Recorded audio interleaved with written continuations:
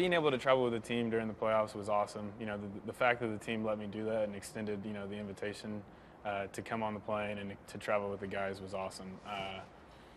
It was hard watching that last month and a half of baseball on TV, you know, or, you know, I'd make it to the field, you know, as much as I could, but in the early stages, watching baseball on the couch sucks.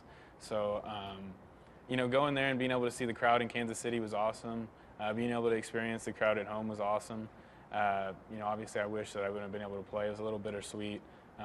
You know, when we're struggling, you wish that you could be out there participating and contributing, but, you know, I tried to be as big of a supporter as I could on the bench, and you know, this year I think we're looking for a little bit more than we got last year. How do you see the team this year, and how do you see your place in the team this year? You know, I think, you know, getting rid of Howie and Hank and some guys, you know, those were some things that the team needed to make, you know, decision-wise to move on in the future. Those guys are going to be missed, but as far as the whole team goes, I feel like we're returning, you know, 85% of our team or 90% of our team. So I think we look like a solid team from top to bottom, just like we did last year. You know, I don't see why we couldn't go out and do exactly what we did last year. Obviously, the AL West has gotten better, and it gets better every year, so that's going to be harder. But you know, we have as talented of a team as anybody, so I'm excited to get going.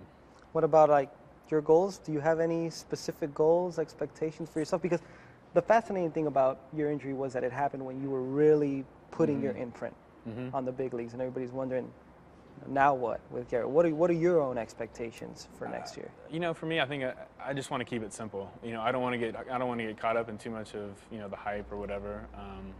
I think that's what made me successful last year, was just taking it one start at a time, a day at a time, one lift at a time. You know, whatever, one bullpen at a time. I never got too far ahead of what I had to do the next day, and I think that really contributed to my success. And you know, I feel like if it's not broke, don't fix it. So I think that's going to be my approach going into this year.